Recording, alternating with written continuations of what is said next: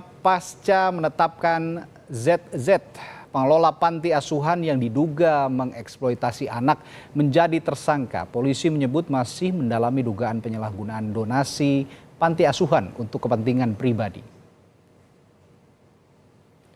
Polisi menyebut sudah memeriksa sejumlah saksi terkait pengelolaan anggaran di panti asuhan dan sumber pemasukannya.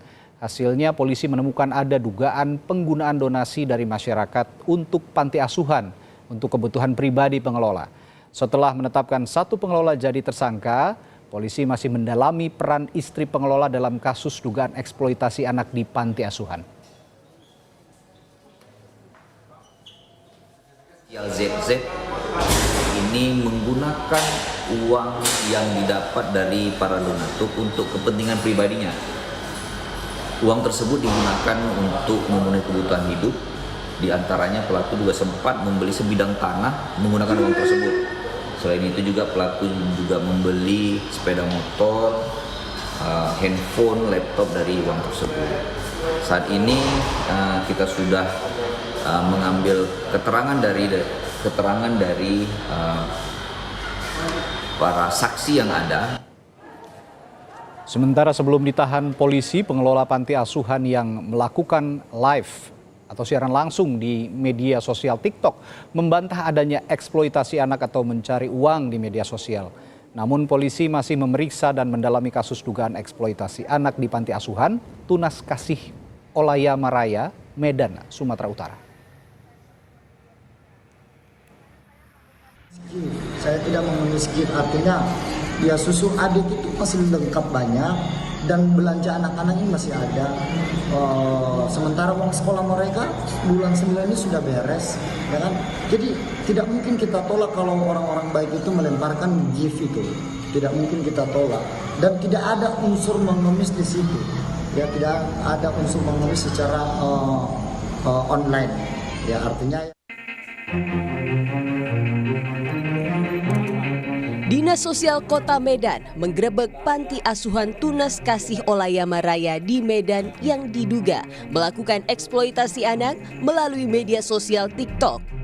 Setelah menggerebek, Dinas Sosial juga menutup panti asuhan yang diduga belum berizin.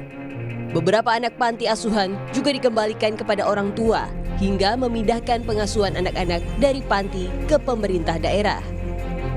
Mengevakuasi 26 orang anak. Dari 26 orang anak itu yang kita bawa ke sentra bahagia, ada 25 orang anak yang dibawa ke sentra bahagia, satu orang anak kita serahkan kepada kedua orang tua, yang itu yang anak bayi yang 2 bulan, yang 25 orang kita bawa ke sentra bahagia. Untuk panti asuhannya sendiri seperti apa statusnya nih Pak jadinya setelah ditutup ya? Tak lama setelah menggerebek panti asuhan, polisi menangkap pengelola panti dan menetapkannya sebagai tersangka. Polisi juga masih memeriksa sejumlah saksi untuk mendalami motif dugaan eksploitasi anak dan membuka kemungkinan adanya tersangka baru dalam kasus ini. Kita masih tunggal, ya kita juga ada keluarga lain, ada pelaku lain, tapi masih kita periksa saat ini. Pengurus antara 2 ini, suami ini dan istrinya. Pemiliknya juga tuh Pak ya? Iya. Ya. Istrinya kenapa nggak ditetapkan dari tersangka Pak?